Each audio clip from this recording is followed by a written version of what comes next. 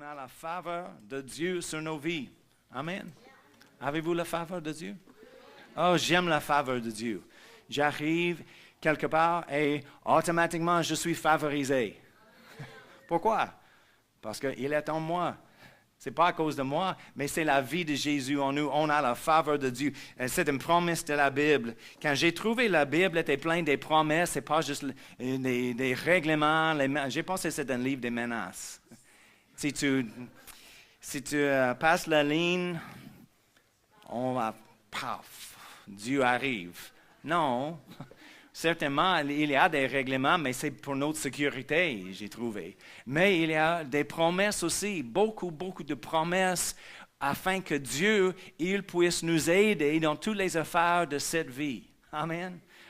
Et juste une des choses, c'est la faveur de Dieu. J'ai rencontré plusieurs histoires dans ma vie où j'ai expérimenté la faveur de Dieu. J'étais dans la même situation de plusieurs d'autres. Tous les autres ont passé dans une façon comme ça, mais moi, ce n'était pas comme ça pour moi. J'étais le seul qui a fait une autre chose mieux que le reste. Pas à cause de moi, j'étais juste devant Dieu. J'ai dit, Seigneur, ta parole me promesse la faveur, ta faveur. Je déclare, ta faveur est sur moi et dans ma vie, dans le nom de Jésus. Merci Seigneur pour ta faveur. Et j'étais favorisé. Oh, quel hasard. Non. Quelle promesse de Dieu. Quelle fidélité de mon Dieu. Amen. Alléluia. Est-ce qu'il y a quelqu'un, juste pour un témoignage ce matin, est-ce qu'il y a quelqu'un avec un témoignage? Oui, j'ai vu Linda, elle est toujours prête. Oui, vas-y Linda.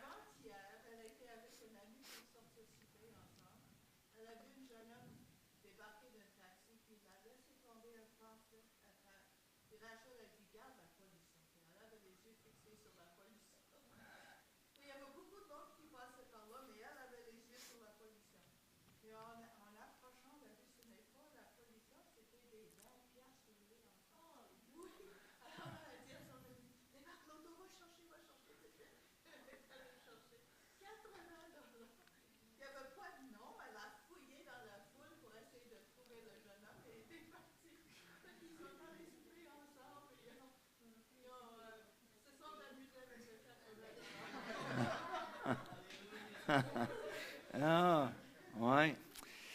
Oui, amen. Certains sont favorisés quand tu sais le Seigneur. Si tu ne connais pas le Seigneur, le diable, il va voler de toi. Mais ce n'est pas le diable qui nous donne. C'est le voleur. Jésus lui-même a dit, le voleur ne vient que pour dérober, égorger, détruire. Amen. Mais quand nous sommes favorisés, Dieu trouve une façon de donner les choses. Donc, alléluia. Êtes-vous prêts pour la parole ce matin? Tout le monde peut voir avec les fleurs. Je regarde en arrière les fleurs un petit peu. Mais si vous avez besoin d'une Bible, lève la main, on va donner une Bible parce que c'est bon de voir. Je sais, toujours, c'est mes choses préférées quand on fait les repas ensemble et les choses. Mais à l'autre côté, je n'aime pas en même temps parce que je sais que tout le monde est distrait un petit peu. On sent la nourriture peut-être, ou on sait le plat qu'on a apporté, et nous sommes prêts pour manger, mais ce n'est pas le temps, pas encore. Je pense, combien de vous déjeunez ce matin? Oh, le reste ont faim, hein? Non. Ah, ouais. Mais c'est bon parce qu'on on manque plusieurs qui voyagent ou qui visitent la famille ou la famille arrive et les choses. Et c'est correct, c'est bon de prendre le temps avec la famille, de prendre les vacances. Et je comprends, c'est une fin de semaine de 4 jours, il n'arrive pas souvent. Mais nous sommes ensemble et on pense des autres. Donc on va prier avant.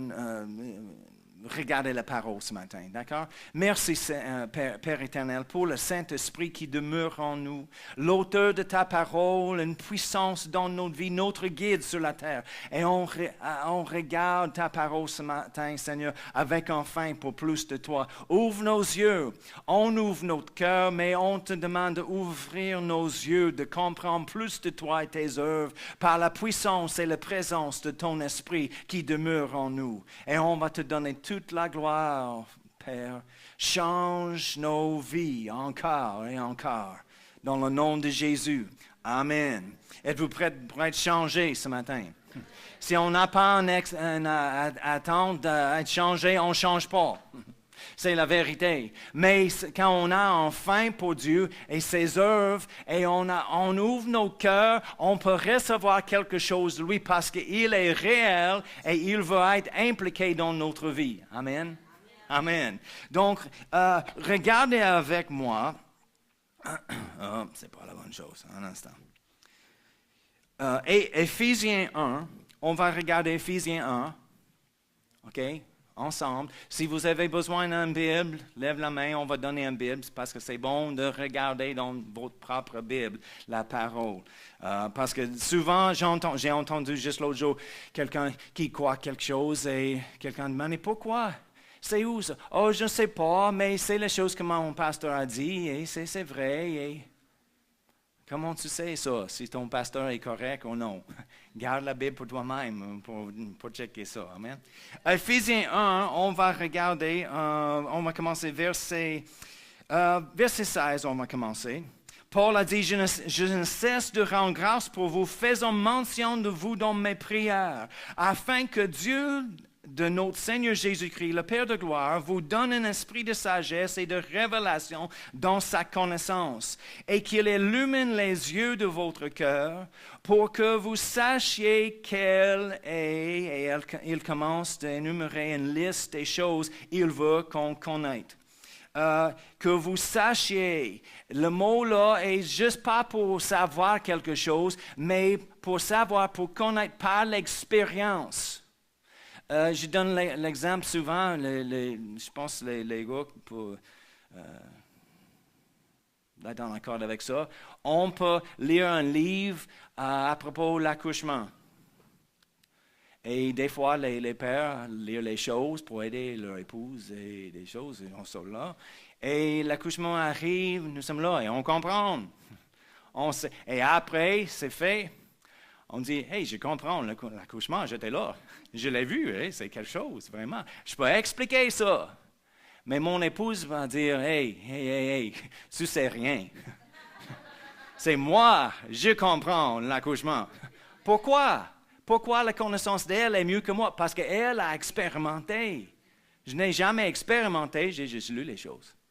C'est la chose que Paul a dit, je veux que tu expérimentes, tu saches les choses avec l'expérience, pas juste l'intellect. Et souvent, malheureusement, c'est pourquoi on a la religion, parce que les personnes comprennent les choses de Dieu dans leur intellect, avec leur tête. Oui, je comprends, Jésus est vivant. Mais on a besoin d'avoir une révélation dans notre cœur. C'est pourquoi il a dit, pour expérimenter les choses. Mais on va continuer. Verset 9, on va regarder juste une chose, il veut qu'on sache. Et quelle est, pour que vous sachiez quelle est, verset 19, envers nous qui croyons, l'infinie grandeur de sa puissance, se manifestant avec l'efficacité par la vertu de sa force, il a déployé en Christ en le ressuscitant des morts. Donc, il dit, il veut qu'on expérimente sa puissance, on connaît la puissance de Dieu qu'il a déployé en Christ en le ressuscitant des morts. Aujourd'hui, c'est la célébration de Pâques. Joyeuse Pâques, Jésus est vivant, il est ressuscité. Wouhou, bravo Jésus! Mais le monde ne comprend pas, ce n'est pas le sujet de Pâques. Oui, c'est la résurrection de Jésus, mais il n'a fait pas les choses qu'il a fait pour lui-même. Tout ce qu'il a fait, il était content. Il était la deuxième personne de la Trinité au ciel avec Dieu et il est Dieu. Mais il est venu pour nous, pour restaurer toutes choses que Adam a perdues dans le jardin avec le péché. Adam, il était en contrôle de tout l'univers, il avait la sagesse, il avait la gloire de Dieu, il avait l'autorité, la présence de Dieu, et il règne. Et il a tossé tout à l'ennemi avec un péché. Et toute personne après cela, on avait un héritage de la nature de péché à cause d'Adam. Merci, mon ami. Mais Jésus, il est venu pour restaurer toutes choses qu'il a perdues. L'autorité, la sagesse, la gloire et la présence de Dieu dans nos vies. Jésus est venu, pas pour lui-même. Oh, Jésus était né. Oh, Jésus, le bébé. Oh, il est mort. Oh non, pauvre Jésus. Oh, il est ressuscité. Bravo, Jésus. Ce n'était pas nécessaire pour lui de faire n'importe quelle chose pour lui-même, mais il a fait tout ce qu'il a fait pour nous. Donc, il était ressuscité. Mais ce n'est pas la fin de l'histoire, ce n'est pas la pointe de Pâques. Regardez le prochain chapitre en Éphésiens, Éphésiens 2, verset 4, dit « Mais Dieu qui est riche en miséricorde » oh, j'aime ça. On a un Dieu de miséricorde, pas un Dieu de... De quoi? Oui, c'est ça. Exact. La religion condamne. C'est la condamnation qu'on reçoit avec la religion. Parce que nous ne sommes jamais assez bons. On fait assez des choses. Jamais. C'est toujours plus. Pas digne, coupable, pécheur, arrête ça, smack, clac. Et on arrive à l'église comme ça, et on part comme ça. Non. C'est pourquoi les personnes restent loin de l'église, parce qu'ils pensent, je n'ai pas besoin de la condamnation dans ma vie. Je cherche les réponses, je cherche la vie, la joie, la paix dans ma vie, le bonheur. Je ne trouve pas à l'église. Oh, c'est une erreur. C'est la religion. Mais il est venu de le Dieu de miséricorde. Certains disent, oh, c'est ma faute, j'ai fait les choses, j'ai péché, donc je mérite ça. Je mérite, c'est mon lit, on va rester dans cela. Non. C'est pourquoi il est appelé un Dieu de miséricorde. Il pardonne tous nos péchés. Oh, tous nos péchés. Chacun. Non, pas ce péché. Si tu connais. Non, c'est la même chose. Tu penses que Dieu ne voit pas? Oh, oui. Les autres ne voient pas. Oh, c'est caché dans ma vie. C'est caché. Personne. Non, Dieu voit. Et il est toujours pour vous le Dieu de miséricorde. Oh. Mais ce n'est pas le point.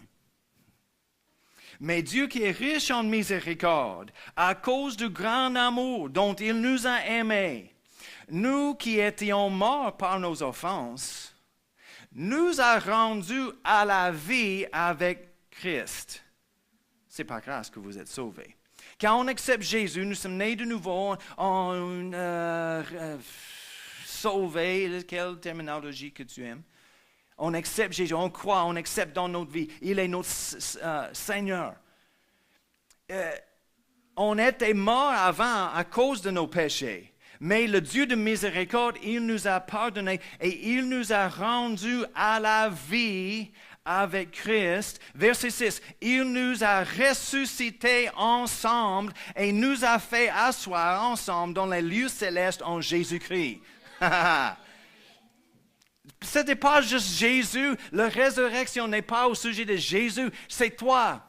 Tu étais ressuscité avec lui, rendu à la vie en Jésus-Christ, ressuscité d'une vie de la mort jusqu'à la vie. Oh, c'est incroyable. Et nous sommes assis ensemble avec lui. Il est assis où? Si on regarde en Éphésiens 1 encore, il a verset 20 et 21, il a déployé la puissance en Christ et en le ressuscitant des morts et en le faisant asseoir à sa droite dans les lieux célestes au-dessus de toute domination, de toute autorité, de toute puissance, de toute dignité et de tout nom qui se peut nommer, non seulement dans le siècle présent, mais encore dans le siècle à venir. Nous sommes assis avec Jésus-Christ au-dessus de toutes ces choses, tout l'ennemi, en autre mot. Toutes les maladies, tout nom qui est nommé. Oh, mais le nom de cancer apporte la peur. On tremble quand quelqu'un dit, oh non, ne pas le cancer. Mais le nom de Jésus est au-dessus de tout. Et nous sommes assis en lui, dans les lieux célestes, au-dessus de toutes les choses, comme ça. La religion ne dit pas ça. Nous sommes très, très beaux. Rien. Non. Nous sommes élevés, ressuscités en Jésus-Christ. C'est pas nous. Oh, pasteur, tu penses que tu es vraiment quelque chose? Non, je suis rien. Mais en Jésus-Christ, je suis devenu quelque chose à cause de lui, pas à cause de moi. Il m'a fait quelque chose. Quand j'ai accepté Jésus, j'ai reçu tout le paquet de Jésus. Il arrive dans nos vies avec tout son stock. La joie, la paix, la santé, l'autorité. Et nous sommes assis avec lui. Souvent, je donne l'exemple comme c'est un club exclusif où les personnes sont à l'extérieur, sur la file, on regarde sur les émissions. Oh, peut-être que vous avez expérimenté ça. Et tu arrives à la porte et désolé, tu n'es pas sur la liste. Tu restes dans la file. Quelqu'un arrive, passe toute la file. Je suis tel et tel. Il a 2-3 personnes avec lui. Il parle. Oh oui, monsieur tel et tel. Ah, OK. Et, oh non, ils sont avec moi. OK, vas-y. C'est Jésus et nous. Jésus arrive et à cause de lui, nous sommes favorisés. On passe la file. Salut. On passe. Nous sommes avec Jésus. Qu'est-ce que tu as fait pour mériter ça? Rien, mais je suis avec Jésus. Tu comprends? Oh, c'est incroyable, vraiment. Donc, on était ressuscités avec lui. Pourquoi? À quoi? Romains 6 dit, je vais lire, « Nous avons donc été ensevelis avec lui par le baptême en sa mort, afin que, comme Christ est ressuscité des morts par la gloire du Père, de même, nous aussi, nous marchions en nouveauté de vie. »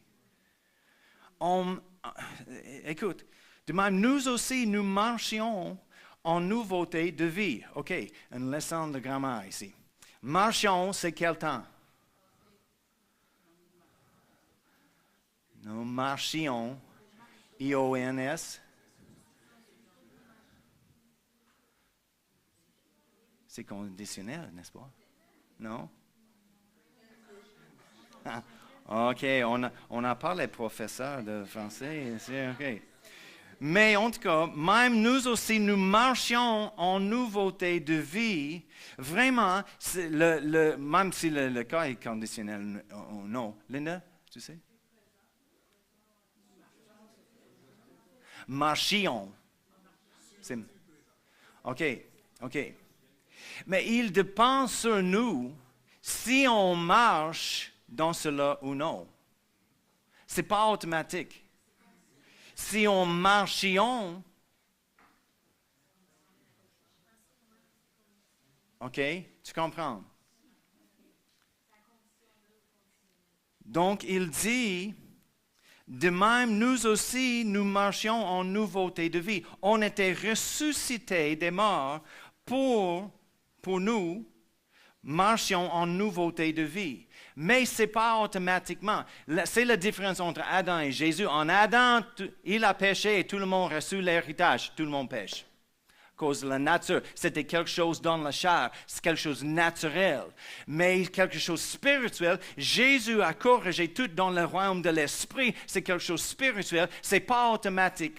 Que juste parce que Jésus est venu et il est ressuscité, et maman est chrétien, papa est chrétien, nous sommes dans un pays chrétien et des choses, nous sommes chrétiens par défaut. Non, il ne marche pas comme ça. On accepte par exprès avec l'intention d'accepter Jésus. Et en ce moment-là, on était transportés, transférés du royaume de noirceur, la Bible dit, et nous sommes transportés dans le royaume de Dieu. Et en ce moment-là, on peut marcher maintenant dans les choses qu'il a fait pour nous. On peut marcher dans cette nouvelle vie. OK? C'est pourquoi Jésus est venu. C'est pourquoi il est venu. Pas pour avoir une fête de Noël dans la crèche. On peut chanter les chants spéciaux. Et il y a une vie et des choses. La résurrection, Pâques, on a le lapin et des choses. Encore, c'est pour nous. Et même, il a dit, écoutez, les choses, il a dit pourquoi il est venu. Jean 10, 10, on a déjà cité le verset. Le voleur, Jésus parle ici, il dit, le voleur ne vient que pour dérober, égorger et explique quelque chose. Pourquoi, si Jésus lui-même a dit ça, le voleur ne vient que pour dérober, égorger et détruire. Pourquoi il y a des chrétiens, plusieurs chrétiens aujourd'hui, quand quelque chose est volé ou détruit dans leur vie, ils disent, oh Dieu l'a fait. Jésus n'est pas d'accord avec ça. Il a dit, ce n'est pas moi qui fais les choses.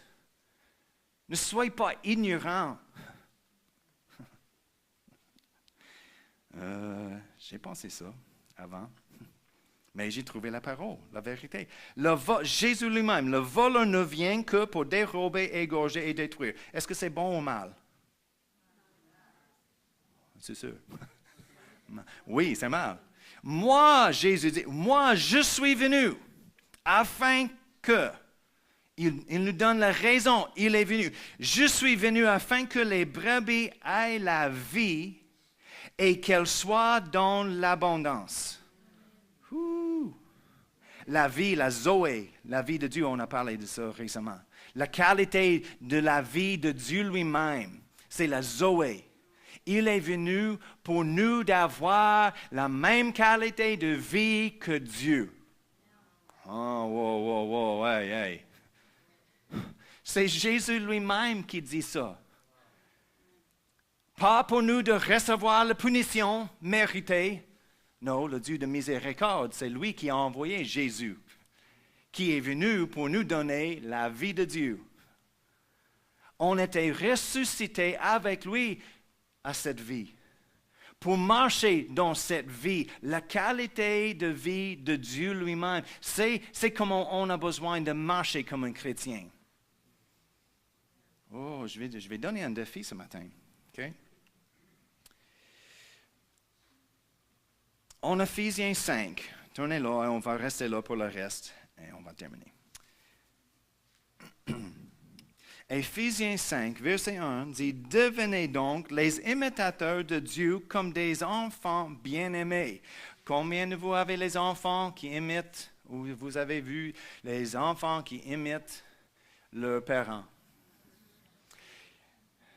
Des fois c'est bon, des fois, il a trouvé ça où? Parce que maman parle comme ça. Mais Paul a dit, on a besoin d'imiter, imite notre Père Dieu.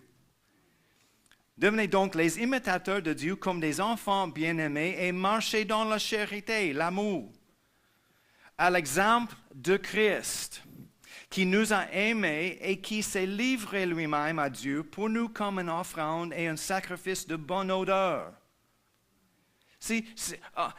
La religion prend toutes ces choses et fait les images et des choses et les discours et il devient sans vie. Mais c'est vraiment quelque chose de pratique. Il a dit, on peut marcher dans cette nouvelle vie, on marche dans cette nouvelle vie et quelle sorte de choses on marche au-dedans. La première chose, il y en a plusieurs, mais on va regarder trois. Marcher dans l'amour. À l'exemple de Christ, comme le monde, il y a un amour du monde, ce n'est pas la même chose. L'amour de Christ est différent, qui nous a aimés, qui s'est livré lui-même à Dieu pour nous. L'amour de Dieu livré lui-même pour quelqu'un. L'amour de Dieu, Dieu a tant aimé le monde qu'il a donné son Fils unique. L'amour de Dieu donne. L'amour du monde demande. Et quand l'amour du monde ne reçoit pas, l'amour sort. Hey, tu ne me donnes pas les choses que j'ai besoin. Bye bye. Je trouve un autre qui va me donner. Oh, chérie. Des fois, les jeunes hommes disent, oh chérie, si tu m'aimes, tu me donnes les choses que je demande. Et les filles disent, oui, je t'aime, mais oh non, si tu m'aimes, tu vas faire les choses pour moi. Non, l'amour de Dieu cherche une façon de donner.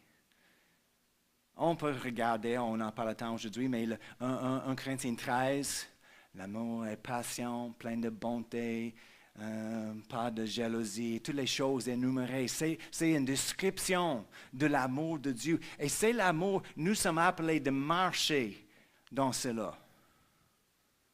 En même temps, nous ne sommes pas appelés d'être un tapis à la porte pour accueillir tout le monde, juste pour... Ah oui, c'est l'amour, on a besoin de... Non, on protège nous-mêmes. Quand Jésus nous a aimés, il a donné lui-même et il a donné lui-même pour nous, pas avec une attente de recevoir quelque chose. Il a donné sa vie pour nous d'être sauvés, mais il ne savait pas, pour certains, quelqu'un va accepter son sacrifice. Il n'a pas dit, OK, je suis prêt pour donner ma vie, mais tu vas accepter après si je fais ça, tu vas faire quelque chose, puis tu vas me recevoir. Non, il a donné sa vie. Pas avec une attente d'un repaiement. Comprenez-vous?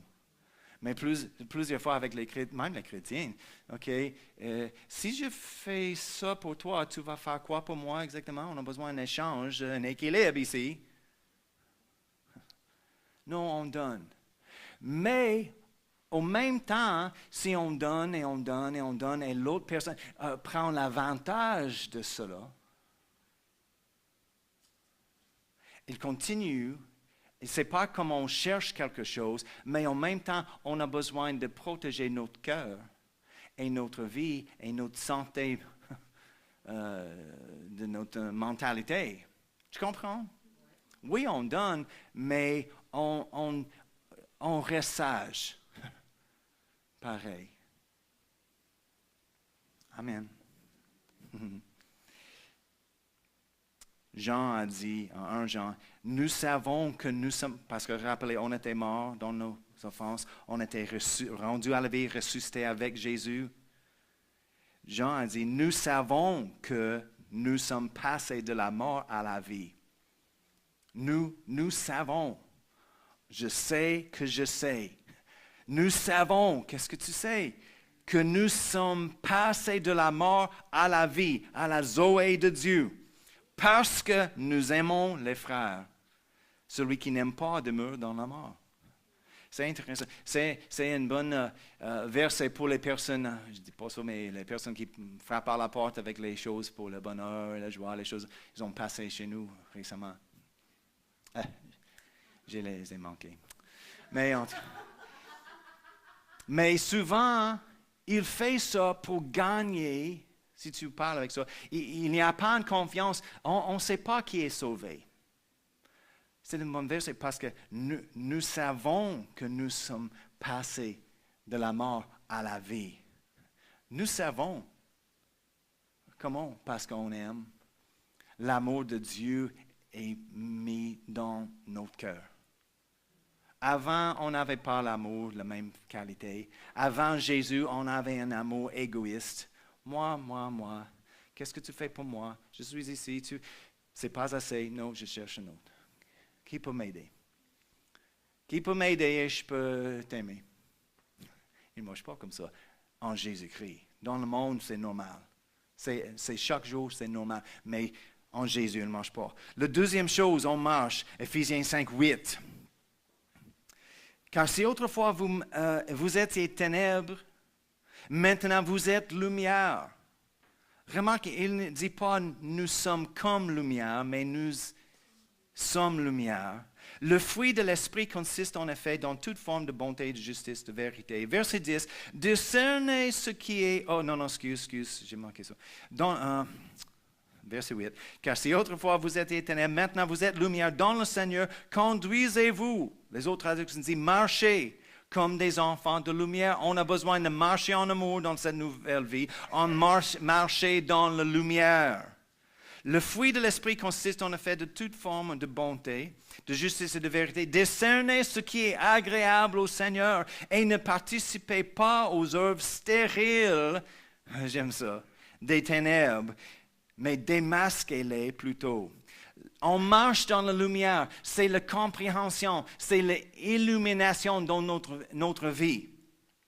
On comprend, nous sommes capables d'arrêter à dire « tu ne comprends pas la volonté du Seigneur ». On marche dans la lumière, nous sommes lumière. C'est une illumination, une compréhension. On a la capacité de comprendre la volonté du Seigneur dans notre vie.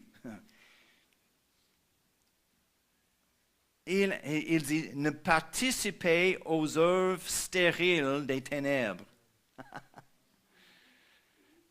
Il a préparé les choses. Nous marchions. Peut-être oui, peut-être non. C'est notre choix. C'est pourquoi il donne la direction. Ne participez pas avec ça. Il parle aux chrétiens. Ne participez dans les œuvres stériles, les œuvres qui produisent rien. Non, participez dans la vie de l'esprit qui est fructueux. C'est la chose que tout le monde cherche dans la vie.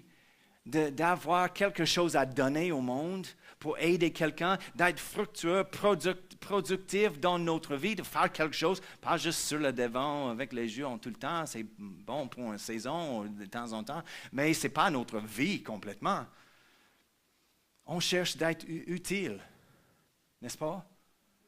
Et il a dit, ne participez pas dans les œuvres stériles, dans les...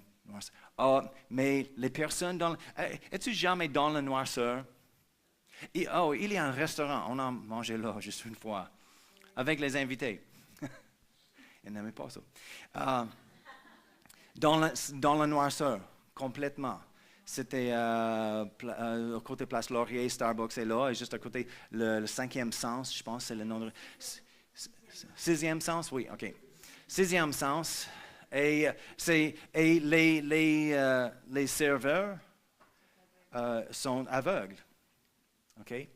Et pour eux, c'est vraiment pour expérimenter le monde d'aveuglement. Tu entres, tu vois les choses, et quand tu es prêt pour manger, le serveur arrive, un aveugle, et tu mets la main sur l'épaule de chaque personne dans le groupe, et il est en avant, et tu passes un rideau, fermé, et un autre rideau, c'est la noirceur. La noirceur, je veux dire la noirceur. Même comme ça, rien. Tu vois rien. Pas de lumière de l'extérieur, de la porte, rien. On dit, OK. Et tu juste prends les mains pour la table ou les bancs, la banquette, et OK, l'assiette est là, fourchette, OK, cuillère, OK, couteau, c'est toi, OK. Mais c'est comme ça. Et tu manges quoi? On ne sait pas. Tu goûtes, et tu peux déterminer. Et après, tu peux voir les choses que tu as mangées, parce que c'est le même repas pour tout le monde. C'est comme les petits échantillons de plusieurs choses. Et il y a 3 choses qui arrivent, un dessert et des 2 choses. C'est vraiment intéressant. Mais on a trouvé, juste une observation, nous sommes vraiment dépendants sur la réaction, le visage quand on parle avec quelqu'un. Si on dit une histoire et quelqu'un dit « Hello » ou il sourit, ils aiment l'histoire, on donne plus de détails. Ils sont ennuyés, on arrête plus tôt. Mais dans le noirceur, on ne sait pas. On a trouvé un peu difficile d'avoir une conversation. On avait un groupe de 5-6 personnes. Mais c'est intéressant, quand il y a un peu de lumière, c'est pas le point, c'est juste intéressant. Mais si nous sommes dans la maison, dans la noirceur, il y a un peu de lumière. Et nos yeux peuvent ajuster, n'est-ce pas? Et on pense, je peux voir. Si on se lève dans le milieu de la nuit, on ne voit rien, mais après quelques minutes, si on reste debout, on peut voir les choses. Et on pense, je peux voir. Pas trop clair, mais on pense, je vois toutes choses.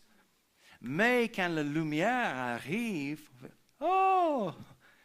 c'est pas ça. Je pense que c'était le chien, c'était le garde-robe. C'est une autre chose. On pense, on ne voit pas exactement, mais on pense qu'on voit. C'est le même dans la noirceur, dans le monde. C'est intéressant, les œuvres stériles. Mais quand on était là dans le monde, on travaille, on fait quelque chose, on se vante des choses qu'on fait. Je vois sur Facebook souvent les personnes, mes amis, qui ne connaissent pas le Seigneur, et ils se vantent de toutes ces choses. Et à chaque fois, c'est la même chose, Je dis, vraiment, c'est toute la vie, c'est ça. C'est le 4x4, c'est le camping. C'est un voyage de pêcher. C'est leur vie, c'est leur vie. C'est vraiment important. Et quand le monsieur est mort, il met une canne de pêche dans le cercueil avec lui. Vraiment, toute ta vie est ça. La Bible dit, dans la noirceur, c'est les œuvres stériles. Ils produisent rien. C'est triste. On a une vie. Avec la qualité et la vie de Dieu, on peut produire les choses éternelles. Même dans notre domaine d'emploi. On a besoin les personnes dans toutes sortes d'emplois. Dans les hôtels, dans les restaurants, dans les hôpitaux, qui fait le ménage, les autos, toutes sortes de choses. Mais on peut produisez les choses éternellement dans notre domaine. Nous sommes lumière quand on arrive. Quand on arrive, Jésus arrive. Encore, pasteur, tu penses-tu? Non, c'est pas moi, c'est lui en moi. Quand le Saint-Esprit nous conduit, on peut parler les choses de lui.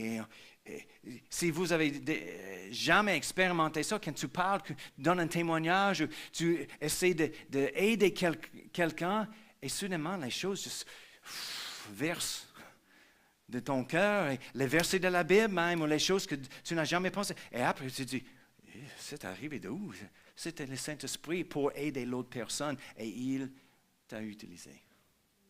C'est incroyable. Donc, on peut marcher en amour, marcher dans la lumière. Le dernier, marcher dans la sagesse. 5. Éphésiens 5, 15 à 18. Faites donc bien attention à la façon dont vous vous conduisez ou vous marchez. Ne vous comportez pas comme des fous, mais comme des sages. Rachetez le temps car les jours sont mauvais. C'est la vérité. C'est pourquoi ne soyez pas stupides. La Bible nous adresse. Il dit, c'est pourquoi ne soyez pas stupides. Hey, stupide, écoute. Mais comprenez quelle est la volonté du Seigneur. Ne vous enivrez pas de vin, cela mène à la débauche. Soyez au contraire remplis de l'esprit. Entretenez-vous par des psaumes, des hymnes, des cantiques spirituels, chantant et célébrant de tous vos cœurs la louange de Dieu. On peut marcher dans la sagesse et soit sage et pas stupide. Encore, il dit, on peut comprendre la parole, ou la volonté de Dieu. On peut être rempli avec le Saint-Esprit, capable d'entretenir nous-mêmes, pas toujours dépendant sur quelqu'un d'autre. Écoutez, il y a une idée des fois dans l'Église. je ne comprends pas. Arrête de dire ça. Ce n'est pas selon la Bible. La Bible dit on peut marcher dans la sagesse. S'il y a quelque chose qu'on ne comprend pas, on peut demander, Seigneur, je comprends, explique ça. Et dans le processus de temps, et la Bible, et les conversations, là, il va donner une réponse. Okay? Il n'arrive pas à une voix du ciel tout de suite quand tu demandes une question, une voix qui donne la... Non, il ne marche pas comme ça. Mais avec des choses qui arrivent, des fois plus longues ou plus courtes, la réponse vient, mais si on met notre confiance en lui, il va expliquer les choses, on ne comprend pas. Mais dis pas, je ne comprends pas. On peut marcher dans la sagesse pour avoir les choses de Dieu, d'être rempli du Saint-Esprit. On a un esprit qui est surnaturel et qui explique tout, la guide pour cette vie sur la terre. Toutes les choses on ne comprend pas, il explique. Toutes les choses dans la parole, on ne comprend pas, on n'a jamais vu, il peut expliquer. Il est l'auteur de la parole et il habite en nous. Quand on reçoit Jésus, il habite en nous. C'est notre guide. On a une source d'une vie surnaturelle. La faveur surnaturelle. Il n'y a jamais une raison pour nous de mettre les pressions sur quelqu'un pour faire quelque chose pour nous, pour acheter quelque chose, notre produit, comme un vendeur. Oh, les vendeurs, des fois, si on cherche quelque chose, si on veut juste, même si tu veux regarder les autos juste pour le fun, non. Ou les meubles. Des fois, c'est de dire, oh, je veux regarder pour juste les meubles, juste pour voir qu'est-ce que nouveau. Oh, non. Parce qu'on entre dans le magasin, oh, oui, je te vois. Non, je te vois. Et on parle, oh, il vient. Go, il vient. On essaie de rester loin parce que, oh, bonjour. Ah, ouais. Mais quand on a le Saint-Esprit, on connaît Jésus, il est dans notre vie, nous sommes favorisés. Ce n'est pas nécessaire de mettre la pression sur quelqu'un. On laisse Dieu faire les choses. Même dans les relations, c'est la même chose. On ne met pas la pression. Non, on croit en Dieu ensemble. Laisse Dieu faire les choses. Oh, on a une vie surnaturelle, pleine des choses de Dieu. Êtes-vous reconnaissant ce matin? Ce n'est pas la même chose qu'avant. Ce n'est pas la même chose qu'on avait sans Jésus avant, mais aujourd'hui c'est différent.